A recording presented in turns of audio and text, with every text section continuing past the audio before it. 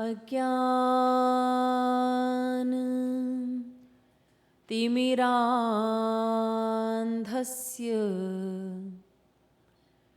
ज्ञानाञ्जन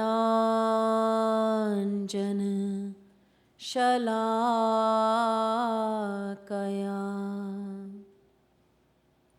चक्षुरुन्मीलितं येन कृपालु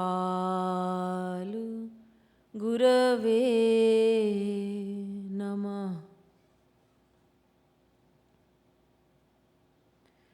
वसुदेव सुतं देवं कंसचाणूरमर्दनं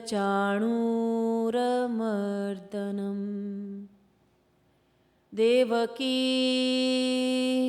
परमानन्दं कृष्णं वन्दे जगद्गुरुम्।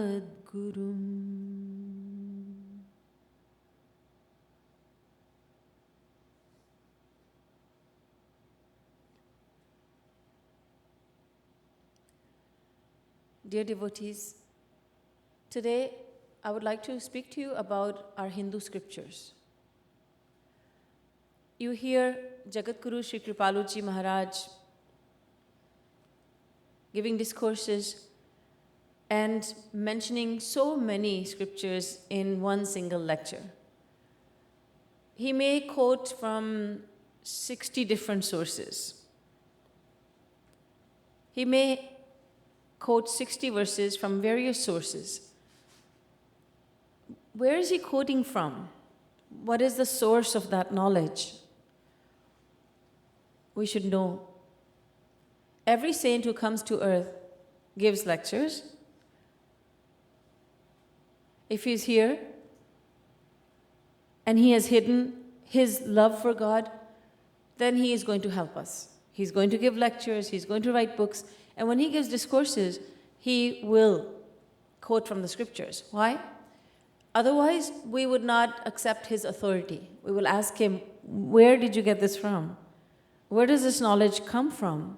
Is it coming from your mind? Are you imagining this? Or is there a source, a genuine source that you're coming from? And so the saints who come down to earth and give lectures, give us knowledge, they always quote from the scriptures. Sri Maharaj Ji gives exact references, so that we, the listeners, may know that he is not just speaking from the top of his head, that his knowledge comes from genuine sources. The greatest source of knowledge and the most authentic source of knowledge are the Vedas, the 4 Vedas. Rigved, Yajurved, Samved, and Atharvaved. There was actually only one Ved, but Bhagwan Vedavyas divided that one Ved into 4. And so, Rig, Yajur, Sam, and Atharvaved. The Vedas are not man-made. They are the voice of God himself. And they are the eternal voice of God. Nihshwasita masya Vedah. The Vedas emanate from the natural breath of God. Tulsidas Ji says the same.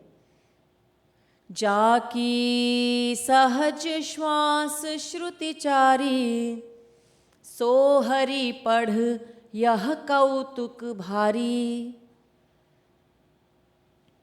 The 4 Vedas emanate from the natural breath of God.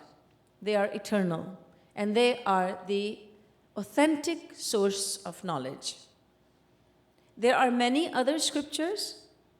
We refer to them as Vedic Scriptures because they accept the authority of the Vedas and they do not say anything different from what the Vedas are saying. They agree completely with the Vedas, and in fact, that is why we accept them. If any person, even if God comes down to earth and speaks against the Vedas, we would not listen to him. For instance, God appeared on earth in the form of Lord Buddha. Because it was necessary to speak against the Vedas, Lord Buddha raised his voice against the Vedas, against his own voice. And he said, forget about the Vedas. Don't worry about what's written there. It doesn't matter. And I shall tell you what you should follow. Because the situation at that time had become very, very bad. The so-called scholars of the scriptures, the true Pandits, they were not true anymore. They were misinterpreting the Vedic knowledge. And so the naive people of the world, the layman, was getting confused. And so Bhagwan Buddha had to come down to earth and he had to speak against the Vedas. This is why today Buddhism has not caught on in India. It is in other parts of the world, but not in India. And that's where Lord Buddha was. But we boycott his philosophy because he spoke against his Vedas. We bow down to him. We say, you're not just Mahatma Buddha, you are Bhagwan Buddha. But we do not accept his philosophy because it is against the Vedas. The Vedas are so important. They are the authentic source of knowledge. Vedo Narayana Sakshat. The Bhagavad Puran says the Vedas are a form of God himself. The Vedas are Narayan himself. This is how important the Vedas are. They are a manifestation of God. They are the eternal knowledge that God has given. The Vedas are timeless. There was never a time when the Vedas did not exist, but you may have heard that the Vedas are only 5,000 years old. Why do you hear that? It is because before that time, the Vedas were not put in writing. The Guru would speak the Vedic knowledge to the disciple, and the disciple, being so spiritually inclined, would internalize the knowledge of the Vedas, and he would memorize the Vedas. And he, in turn, would tell his disciple, he would speak the Vedas to his disciple, and so on and so forth. In other words, before 5,000 years ago, the Vedas followed an oral tradition. The knowledge of the Vedas was given orally. They were not written down. But 5,000 years ago, when Kali Yuga appeared on the horizon, then God thought to himself, people living in Kali Yuga are not going to be very intellectual.